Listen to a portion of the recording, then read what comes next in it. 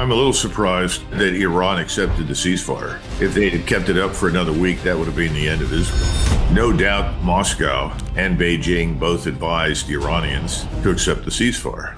The bottom line is this is the beginning, not the end of the new long war. Did those strikes inhibit the Iranian nuclear program? It was a symbolic gesture. There is a growing body of evidence to suggest that they may have moved some of the centrifuges along with all of the uranium, and they may be at other locations about which we know nothing. You've alluded that other countries are going to start developing nuclear weapons, not for dominance, but maybe as a deterrent from being attacked, or maybe just as leverage. If you're someone that the West or the United States or Israel doesn't like, you have a choice. You can submit, because if you resist, you could be destroyed by the United States and Israel. Or you could develop a nuclear deterrent, and you could probably survive. Trump is 6 months into the presidency. By the end of the year, what do you think he needs to do? You've got to get control of spending. We haven't done that. As Elon Musk said, the big beautiful bill is probably going to push us over the cliff and into the abyss. Such a massive issue, and no one wants to take the pain. We have to look at the people that currently rule the roost in the West, the globalist elites, and they can't admit to any of this, because to admit to it means what? Failure. But when the pain arrives, it'll be very hard for them to stay in power. Then the real changes begin.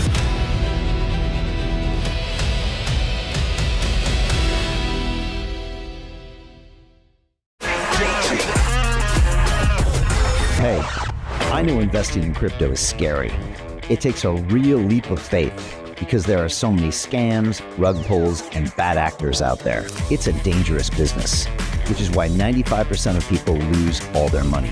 Well, that's why I created the London Real Investment Club, so you can access the hottest deals on the planet and use the crypto bull market to create the generational wealth that you deserve. Join my team of over 100 people from around the world that are making millions of dollars behind the scenes investing in blockchain, AI, Web3 games, DeFi, Bitcoin, and more. Don't miss out. Click the link below to book a call with one of my team now. But hurry, this bull market will end soon. I know investing in crypto can be scary. That's why you gotta join the investment club. Pull the trigger. Let's do this. Hi, it's Brian Rose from London Real. You probably know that we've just recently been re-platformed on YouTube after 25 months completely in the dark. The truth is, I really need your help. What I really need you to do is click on that subscribe button right now, like this video, and maybe even leave a comment or share the link with friends. We're really fighting against an algorithm that's tried to keep us quiet for so long. And the more subscribers we have, the more people watch our content, the better guests we can bring you, the better content, and we can continue transforming lives. We've been doing this for 14 years now. I want to do this for another 14 years, but I really need your help. So click on that subscribe button, like the video, leave a comment, share this, and we're going to continue to bring you more and more great content. Thank you. This is London Real. I am Brian Rose. My guest today is Colonel Douglas Macgregor, the decorated combat veteran, author, and foreign policy expert. You are widely recognized as one of the preeminent military strategists of our time, with a 28-year career at the highest levels of the U.S. Armed Forces. In 2020, President Donald Trump appointed you as senior advisor to the Secretary of Defense. You've been a regular commentator on Fox News and the Tucker Carlson Show, where you always challenge the dominant narratives around America's military conduct, foreign policy, and national defense. You've argued that the U.S. is now engaged in a quote-unquote new long war that will eventually draw in China, Russia, and many Muslim nations. You also believe that countries around the world may now begin developing nuclear weapons, not for dominance, but as a deterrent against being attacked by the United States. Colonel Macgregor, welcome back to London Real. Thanks, Brian. Happy to be here. Love to get your thoughts on the last 2 weeks. We obviously saw this historic action with, I guess it was a joint U.S.-Israel military strike on Iran. Obviously, the big bunker buster bombs, the stealth bombers on a stealth mission. And now we're a week later and markets are at the all-time high. Oil is back down. So I guess everything is fine. Is that right, Colonel? Well, I think it's important to realize that this began while we were, at least in theory, talking to the Iranians about a negotiated settlement revolving around the nuclear material that the Iranians wanted to maintain and enrich for civil use as opposed to bomb building. And in the midst of all of this, the Israelis launched a surprise attack. And of course, we were complicit because Witkoff and the president and others who were involved in these discussions conveyed the impression that the discussions were real. Then at the last minute, we suddenly reversed our position and said no enrichment at all. And bang, you got this surprise attack by the Israelis. It seems as though it didn't take very long for the Israelis to run through their arsenal of missiles. And that seems to be a huge issue for them. The Iranians were caught off guard. They were a little shaken initially. But what surprised the Israelis and the United States, I think all of us who were watching this, is how rapidly they recovered from the surprise. And then they began to fire missiles, large numbers of missiles, hundreds of missiles every day. And ultimately, if you look at the map and you look at the targets were overwhelmingly military and commercial. Certainly the ports, these facilities, they were very effective. And frankly, Israel was running out of missiles. It certainly had almost none with which to defend itself. We went through a lot of missiles because we had our ships offshore, the Aegis-class destroyers and so forth, firing missiles to protect Israel. And, you can only go through so many, perhaps 50 per ship out of an arsenal of 100, say 50 are air-to-air and missile defense missiles. The other 50 are strike missiles ashore for use ashore. So it doesn't take very long if you're firing at least 2 missiles at every incoming missile to go through your stock of air and missile defense missiles. So I think that happened to Israel. And quite frankly, the damage they were sustaining was very severe. Now, publicly, the Israelis dismissed all of that, and the narrative was, oh, we're, robust, irresistible, invincible, invulnerable. But then we had Ben-Gvir, who's a part of the inner circle of people that want to wipe out what remains of Gaza and attack virtually anybody in the region that refuses to submit. And he said, we were surprised by the capabilities and the size of the Iranian arsenal. Because he had been asked, why are you turning to the Americans already? It's only been a few days. Well, we were surprised at what the Iranians could do. Then subsequently, you had a speech that you can go online and listen to by Smotrich, the finance minister, another hardcore advocate for total destruction in Gaza and the war with Iran. And he said, we've got maybe a week, 2 weeks before the entire Israeli economy implodes. So it's pretty obvious at that stage that the Iranians had achieved much of their goal, which was to demonstrate that they could not be defeated and that they could ultimately destroy Israel. I think that's when the Israelis approached President Trump and said, we've got to have a ceasefire. And that's what they ultimately were given. Now, you have at the same time the decision by the president to launch these strikes. And it's a very interesting event, Brian, because we've seen things like this in the past. And I'll go to that in a second. He seems to have talked to the Iranians and made it clear to them that we were going to go in and hit these 3 alleged nuclear development sites. And that was it. That's all we were going to do. Nothing more, nothing less. And they agreed to stand down. We did not, or we were not subject to any air and missile defense fire. We attacked these sites with the conventional munitions that we have. President Trump then went forward and announced victory, assuring everybody that this was a great success. We destroyed all of these sites. And he said the war is over. I mean, that's really the way it went down. And then he said, now we want peace. This is all very fascinating because only Americans are the types to step forward and say, we're bombing you this morning. We're sending sandwiches and coffee over tomorrow afternoon because by evening we really want peace.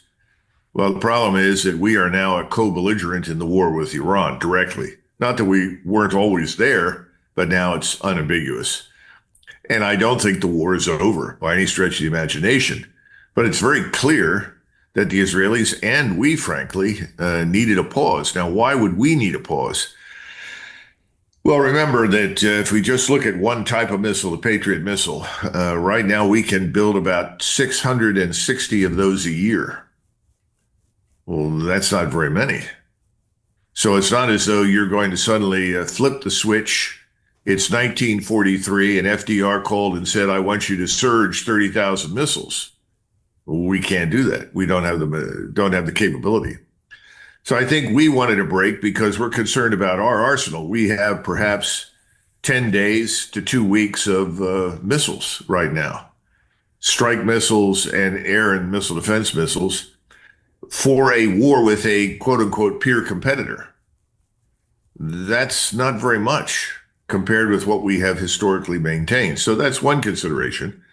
The other consideration is the Israelis are simply naked right now until they can replenish their arsenal. Now, that doesn't mean the war is over. It simply means we're at a pause. And at the same time, we're beginning to see other events in the region develop, most particularly what's been happening in the Caucasus with Azerbaijan. We can talk about that if you'd like. But I think the bottom line is this is the beginning, not the end. Maybe it's the end of the beginning of the new long war, because I see no evidence that the Israelis will accept anything other than total destruction of Iran, if necessary, or for that matter, anybody else in the region that challenges them. And there is no end to what's happening in Gaza. Every day I try to tune in and find out what's the state of these ceasefire talks. And I still see an impasse between Hamas and Israel. Israel wants no end to the destruction. They'll take a 60-day ceasefire. They'll take hostages back, but then they want to resume the war. Hamas doesn't want to resume the war. Well, there's no surprise in that. I think we would like to see this thing end, obviously, in Washington, but Israel is really in charge, not us. And I think that's the other thing that we need to come to terms with, that President Trump really is profoundly influenced and shaped in his thinking and behavior by the Israel lobby. Absolutely, without question. Colonel, if you go back to October 7th and 23 and you look at till now, from a military standpoint, is it overall fairly impressive that Israel was able to neutralize, to a certain extent, Hamas and Hezbollah and the Houthis to a certain extent in Iran in this course of a less than a 2-year period? And now that we see, Syria with a new president and potentially that region shifting a little bit, can this turn into a major victory for peace in that region? I know those are kind of two separate questions, but I don't think anybody saw Israel kind of coming back so quickly, and all of these forces like Hezbollah and Iran that seemed unstoppable, basically being on pause temporarily. Did that impress you or surprise you as a strategist? I'm a little surprised that Iran accepted the ceasefire. Okay. If they had kept it up for another week, that would have been the end of Israel. So I think we need to keep that in mind. No doubt Moscow and Beijing both advised the Iranians to accept the ceasefire. Now we'll see, if that was a prudent decision or not for them over the weeks ahead. But I think we need to understand that Israel had finally struck what I would call granite and could not advance any further and risked being destroyed by Iran. Now, of course, that leaves open the possibility that under those circumstances, the Israelis would have announced they're going to use a nuclear weapon because they've always threatened that behind the scenes. They certainly did in 1973, and I see no evidence that they would not have done that since. It was always the United States that intervened and said, fine, we know you have that, do not use it. I don't think that restraint exists anymore. I don't think we have that kind of influence over them. I think their influence over us is greater.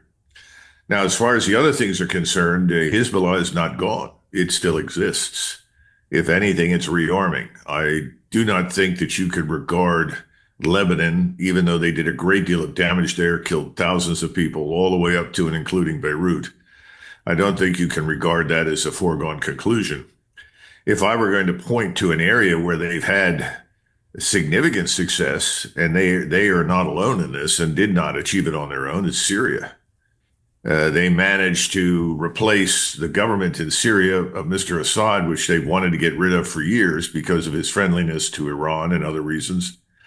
Now we have the former deputy head of al-Qaeda and a deputy head of ISIS, who has now become a president of this new Syrian republic, if you want to dignify it with that name. They're killing Christians on a routine basis. They went into a church just the other day and killed half the people in the church and burned it down. I think that was just a suicide bomber, right? That was kind of a rogue suicide bomber, right? I don't think that was government sanctioned. I don't think it was a rogue. Okay. And I think we're dealing with a very vicious and dangerous regime in Syria, which is backed by Mr. Erdogan. But then again, Mr. Erdogan and the Turks actually helped to stand up ISIS to begin with. Remember that ISIS was really designed to do one thing, and that was to kill Shiites in Iraq. It was not designed to wander all over the map and kill anybody that got in its way. I think that's now more focused in Syria. And that's where Mr. Erdogan and Mr. Netanyahu have a certain condominium of interest. If they can focus Syria and the thugs that are in Syria on killing, the Shiites in Iraq, because northern Iraq right now is an area that Mr. Erdogan has his eyes on, because Mr. Erdogan is also concerned about the emergence of a Kurdish state. And you have the potential for that in Syria and northern Iraq. If there's one thing that aggravates him perhaps more than anything else at this stage, it's the possibility those Kurds could come together. We and the Mossad, that is MI6, CIA, and Mossad, have worked very closely with the Kurds. And so this is a touchy area for Mr. Erdogan. At the same time, we worked very hard with Mr. Erdogan to unseat Assad and his government. So I think we have to understand. Which was a success? Do you think that was a success? Well, it depends on your view. I don't see anything particularly socially, culturally, or politically redeeming about the government in Syria. And I think at some point, Mr. Erdogan will regret what he's done, because he and the Turkish military may ultimately have to go into that place. Syria is by no stretch of the imagination, in my judgment, permanently stable or a status quo member of the region. But the Sunni Islamists are very happy with it for the reasons I've outlined. Mr. Netanyahu is happy with it. And I don't think Mr. Netanyahu will have too much trouble with Mr. Erdogan, provided Mr. Netanyahu and the Israelis stay south of Damascus. Damascus has great meaning in the Islamic world, and one of the earliest Turkish sultans is interred there in one of the great mosques of Islam. In fact, when the Turkish chief of intelligence visited Damascus shortly after the fall of the previous government, he landed at Damascus airport, went instantly to the great mosque and prayed. That was done, with great symbolism in mind. It was a message that first, we Turks are back, we're serious, and we are ultimately going to run the show. And secondly, Israel, do not try to occupy Damascus. Don't come up here.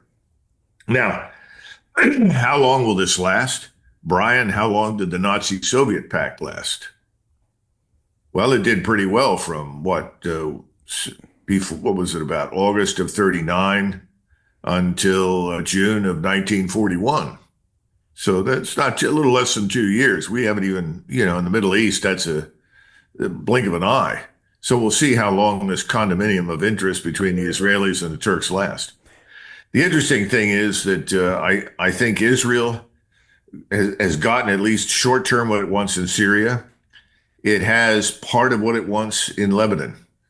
The conditions in the Sinai and in Egypt are something else entirely. And the Israelis have made threats to the Egyptians because the Egyptians have moved forces to the border with Gaza. Now, some people say, well, that's just to keep all the people in Gaza from coming into Egypt. That's part of it.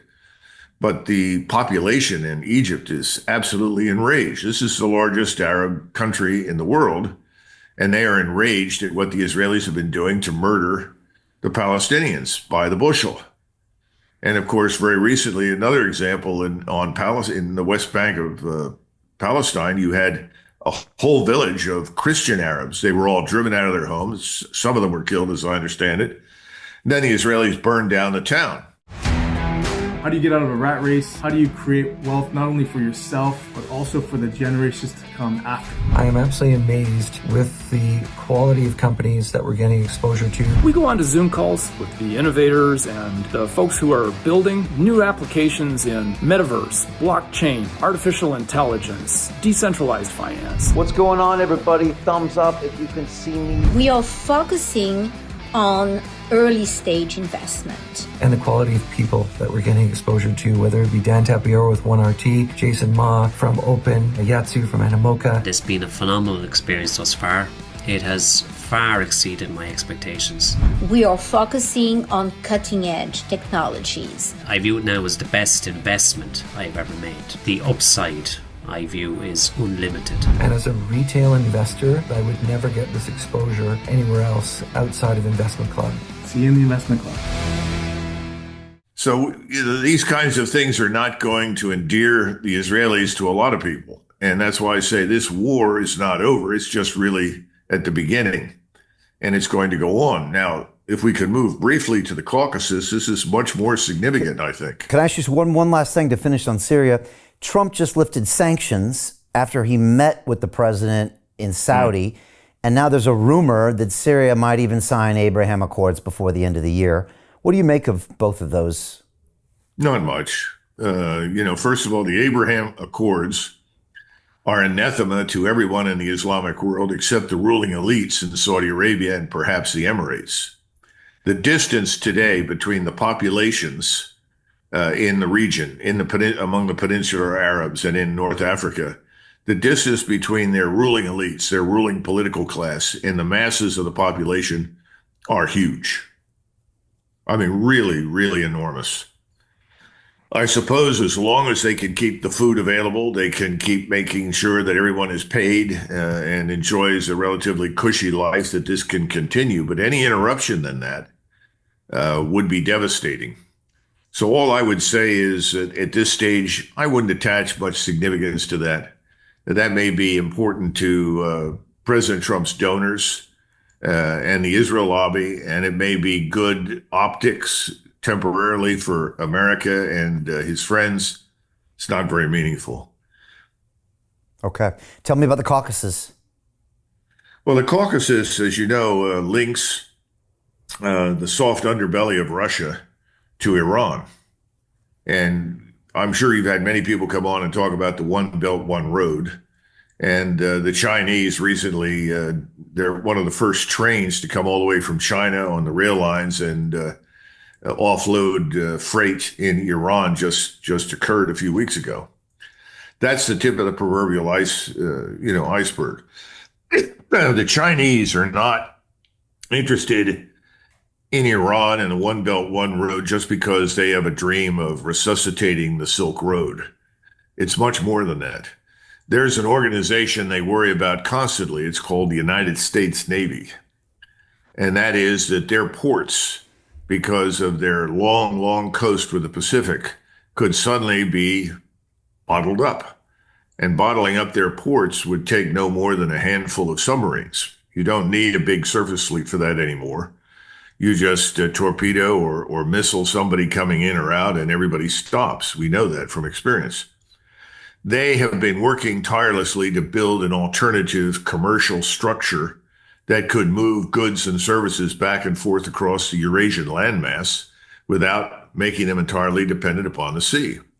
And more recently, when you look at the Persian Gulf, something else which has no doubt been very high on Mr. Trump's mind is the possibility that suddenly you can't move a quarter of the world's natural gas and oil through the Persian Gulf. And he knows what that means. He understands the impact that a spike in oil prices would have on inflation. So I think that's another reason why he was very anxious to sort of tie a bow, at least on this phase of the operation. The Chinese are very dependent upon that oil, and they want to get past that. And at the same time, you have the Russians. They want this line of communication, this north-south route that runs from the Indian Ocean all the way up into Russia, and then potentially from Russia through Russia and Ukraine and White Russia into Europe, to be developed. They've been working on that. The Saudis have an interest in that. Everybody has an interest in it because of the problems we saw with the Suez Canal. Who wants to be dependent upon the Suez Canal if you can avoid that place? Because that's easily blocked, as we've seen. And if not blocked, then certainly obstructed to certain types of traffic. I think that what's been going on in the Caucasus right now really, really touches a nerve. Azerbaijan is the sort of Asian face of Turkey.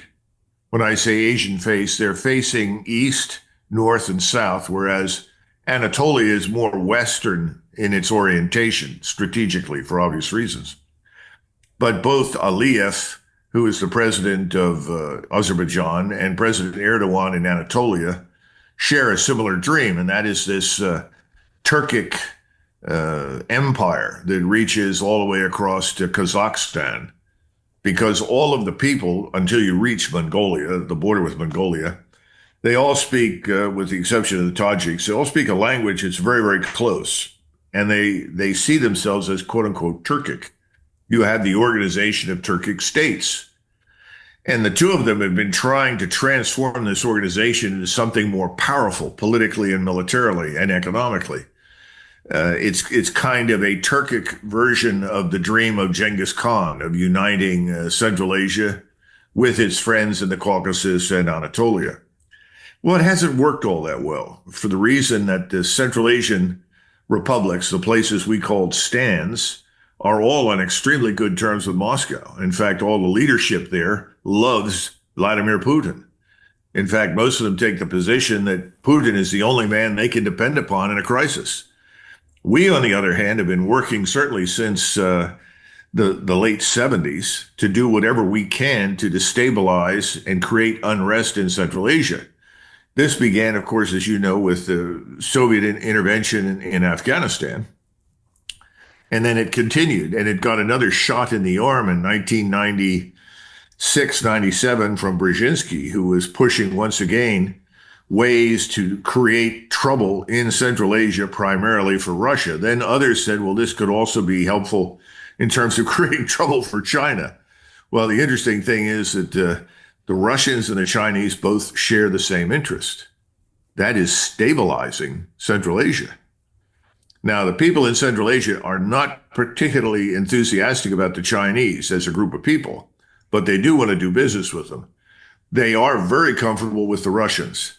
So Russia has effectively become the muscle in Central Asia to keep things under control. In fact, somebody was telling me the other day that was very involved in the intelligence community, he said people could not understand why pallets of cash were still being delivered in Kabul after we left Afghanistan. So they didn't understand that cash was meant for subversion in Central Asia. So if you're sitting in Moscow and you look at what we have been doing, whether it's in the Middle East or with sanctions, tariffs, and all these other things, they look at what we've been up to in Central Asia, and that doesn't endear them to, or endear us to them, let's be frank. I mean, Putin actually at one point brought it up and suggested, I think it was to President Obama, are you going to be able to put a stop to this? Because we'd like to see this end. And he said, yes, yeah, that's right. I agree. It needs to end. It never ended, which leads you into another discussion about who ultimately controls the Central Intelligence Agency and its apparatus. That's another 6-hour show for discussion. But the point is that this is ongoing. And here is Aliyev now, who has let people know that he has an interest not only in annihilating Armenia. Everybody can agree on that. If you're a Turk these days, we hate the Armenians. He was talking about chunks of Armenia. And now people are saying he's interested in more than just parts of Armenia. And at the same time, he said he's prepared to send troops into northern Iran in order to move into the area in and around Tabriz. That part of Iran is historically Turkic and Azeri Turkish. Now, how seriously should we take this? Well, we'll see over the weeks and days ahead. But the Russians have certainly taken him very seriously. They just arrested the head of the Turkic or Azerbaijani diaspora inside Russia in Yekaterinburg. You can watch it on YouTube. They basically picked him up, arrested him along with someone else who was with him. And I think Moscow has made it very clear that they are not happy with any attempt to go in and destabilize and break up Iran. Now, this is something we need to understand. We have been trying to do this to Russia through Ukraine. In other words, overthrow the regime, break up the state, and then move in and rape it for all of its resources and minerals and oil and gas and everything else. That failed.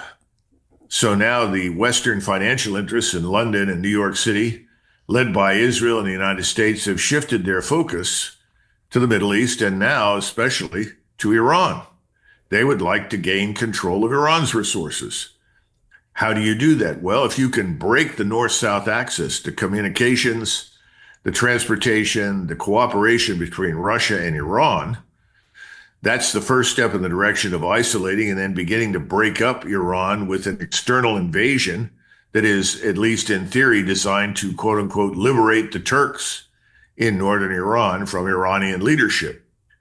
I don't know what the state of the people in northern Iran is right now. You probably need to talk to someone who's more familiar with it than I am. My impression is that the Turks in northern Iran have been very fully and completely integrated into the larger character and structure of the Iranian state. This goes back to when they were Persia.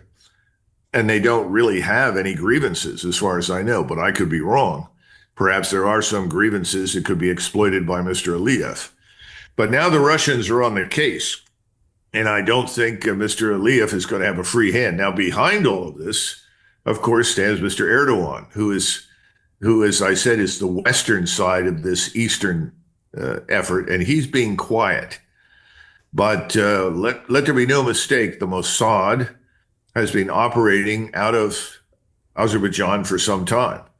They have bases there. They have been able to launch strikes into Iran from Azerbaijan. We'll wait and see what the Russians decide to do, but the Russians are not pleased with that. And it would be a mistake to assume that the Russians will not take action to stop that. But this is not going to go away. I mean, this is part of a larger strategy to isolate, to regime change Iran, and ultimately to break it up. So that's why I say the war continues. It's just continuing now with other means. Did those strikes seriously inhibit the Iranian nuclear program? Were they able to get the uranium out before? I heard it's actually quite movable. You implied that they gave them notice before they struck. We already now see that they've rebuilt roads around that main facility. We can already see that from the satellite images even a week later. What do you think is the actual state of that? Also, it's one thing to have a nuclear capacity. It's another thing to actually be able to put it on a warhead. So what do you think the status is, besides all the media that we hear? Well, I think that's an important caveat that you mentioned at the end. First of all, I'm not privileged to whatever the intelligence tells us. And I've learned through many years of service in the military that intelligence tends to be whatever the boss wants. So you tend to get intelligence at the top that people think you want to see. It doesn't mean that it's the only intelligence or the only answer, but you end up sifting through things and then predigesting it. What gets to the top is not necessarily what the top needs to see. We've been listening to Mr. Netanyahu tell us that there are 2 months, 2 weeks, 2 days, 2 hours from a nuclear weapon for how long? Certainly since 1995. So I'm very skeptical of all that sort of business. The other thing is that the people I do trust and know something about Iran and have some sort of access to very sensitive intelligence tell me that there is no effort to build a bomb and hasn't been. I tend to think that's true. Now, the question is, what about these installations that we bombed? Was everything out or was there something in? I don't know, but Ted Postel, who knows a great deal about this, as well as some others, suggests that the enriched uranium, at any rate, was probably removed because we did not detect any release of radiation. And normally, if you're successful at destroying something like that, and there is the presence of plutonium, you're going to get radiation. You're going to sense it. You can pick it up. That hasn't been picked up.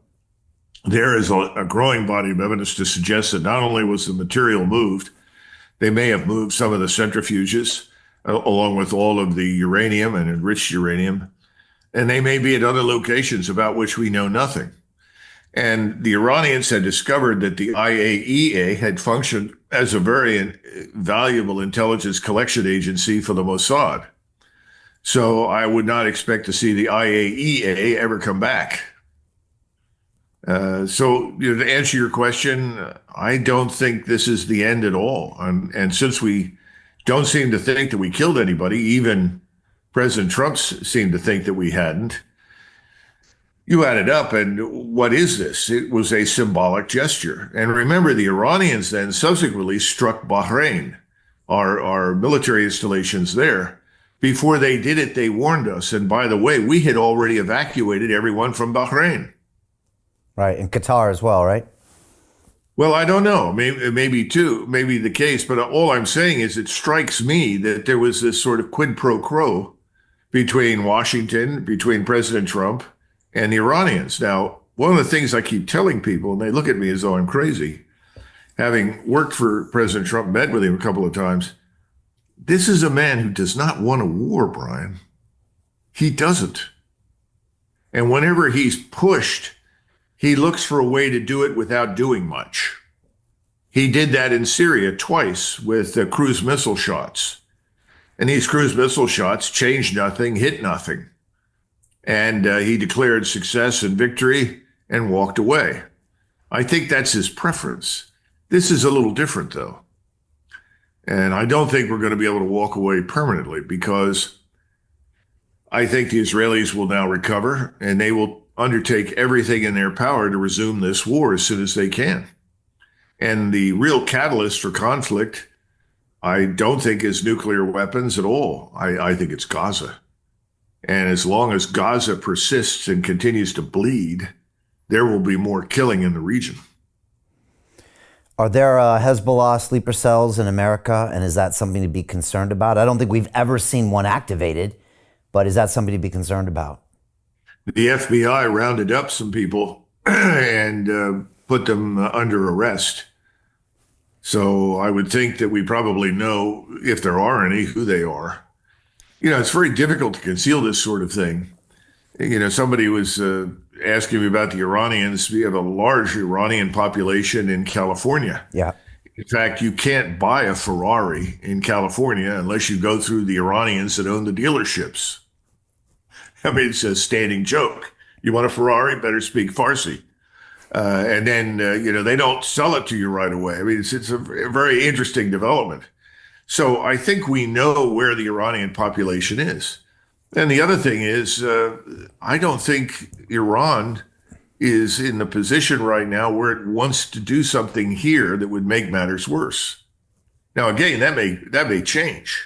The worse things get, the more people die, the more likely you are to see something like that. But right now, I think the Iranians have told everyone to hold fire. Colonel, what's China's play here? And what do you think they were doing behind the scenes? Or is it better for them to wait, and do they have bigger fish to fry? Well, the Chinese are much like Donald Trump. They don't want a war. And their view right now is very similar to the Russian view. If Iran is destroyed, if we succeed in regime change, if we put a puppet government in and it breaks up, that has huge strategic implications for Russia and China. We've already talked about China's dependence on the oil and natural gas. That's not going to change anytime soon. They're going to work to get around the sea routes, and that's going to continue without question. But I think their view is that Iran must be kept intact. It must survive, because if it's lost, that puts everything that they're trying to achieve commercially, economically on the Eurasian landmass at risk. I think the Russians see Iran as the key to stability in Central Asia. If you lose Iran and Iran becomes anarchic, or worse yet, our puppet in some fashion, then all of this could spill over the Caucasus into southern Russia. Remember, we've been working to stir up Muslim populations in Central Asia, even Muslims living in Russia. Now, that's failed miserably. And again, I often point to the fact that Russia's integration of the Muslim peoples inside Russia is brilliant and is a good model for people to think about. I mean, it really is. And all you have to do is look at the performance of the Chechen forces inside the Russian military establishment.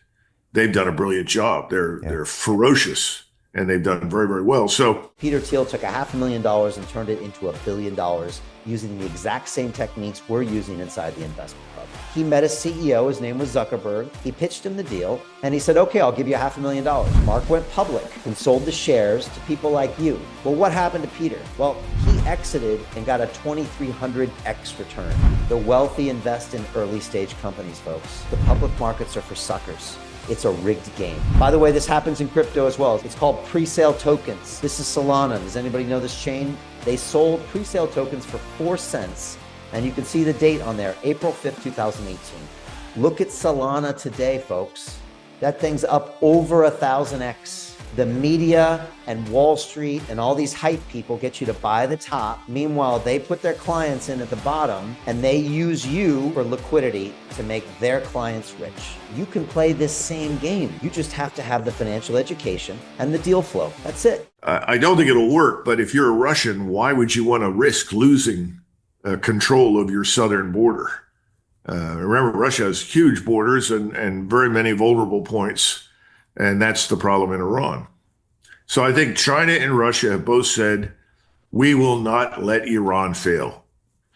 So the Chinese are now providing, I'm told, 127 new fifth generation, whatever it is, aircraft, fourth or fifth generation aircraft to Iran. And somebody said, well, that's because the Russians and the Iranians have had a falling out. They have not had a falling out. In fact, when you had the foreign minister from Iran in Russia after the 12-day conflict, you've got to be able to speak Russian, but people that watched it carefully speak Russian, read lips and so forth. Putin at some point said to the foreign minister, you should have let us help you. And that was because the Iranian integrated air defense system did not perform as well as it should have. And the Russians apparently had said, why don't you let us come in there and help you? And they said, no, we want to do this on their own. And Putin said, we understand you're a proud people, but we could have helped you. So I think we're now going to see a much improved integrated air defense system thanks to direct Russian intervention in the country to do that. They only have one S-400 system. So how many do they need and how many can they get? Well, the Russians could give them 10 or 12 if they need it. Obviously, they'll pay for it. But the bottom line is I see that both Russia and China have said we're not going to let this state fail. Colonel, you've alluded that other countries are going to start developing nuclear weapons, not for dominance, but maybe as a deterrent from being attacked, or maybe just as leverage. Again, if you look at North Korea, you know, they have a lot of leverage, and it's all on this possibility of using this weapon. We saw reports in the media that North Korea was ready to ship nuclear weapons to Iran. Even, I think, that former Russian president even implied something like that, which Trump vocally shot down. What do you make of all that posturing, and what countries come to the top of mind? Again, a lot of people forget Pakistan and India have nukes, and, you know, people that we forget about have them. No, that's right. I would say the following. President Netanyahu made a statement in the Oval Office, which was very important, and he smiled and kind of giggled about it. He said, we want the Libya solution for Iran. Well, if you go back and look at the Libya solution, what it entailed was the following. First of all, we want you to give up your nuclear weapons. We want you to shut down any biological or chemical activity that may be going on. If you do this, then you can rejoin, the family of nations. Sanctions will be lifted. Flowers will bloom. Peace will reign, and so forth. Well, we all know what happened. They gave up their nuclear weapons. They allowed us into the country. We inspected all the facilities. Everything was destroyed. And what happened to Libya and Muammar Gaddafi? And Muammar Gaddafi had done everything we asked and cooperated with us fully. And his thanks or gratitude for that was to be killed painfully and horrifically. So that's what Mr. Netanyahu wants for Iran. Everyone knows that we will do whatever Israel directs or wants. So if you're living in the region, you have a choice. You can submit to Israeli dominance and will across the region, hegemony effectively, because it's backed by us. Because if you resist, you could be destroyed by the United States and Israel with its air power, missile power, and so forth. Or you could develop a nuclear deterrent that you can unveil at the proper moment and say, if you continue this, we will use this. In other words, due to Israel and the United States, what Israel has done to others in the region. I am not an advocate for the proliferation of nuclear weapons. To continue watching the rest of the episode for free, visit our website londonreal.tv or click the link in the description below. Most people will never see this opportunity. Dubai luxury transformation projects have historically delivered 40 to 90% annual returns. That is incredible. These were once reserved only for insiders with access. I spent 15 years on Wall Street and I learned this: the biggest returns always go to the people who get the call first. Now, you finally can. We've just received a brand new project with major upside potential. Allocations move fast. Click the link, apply now, and speak to my team. This is your chance to see what others never will.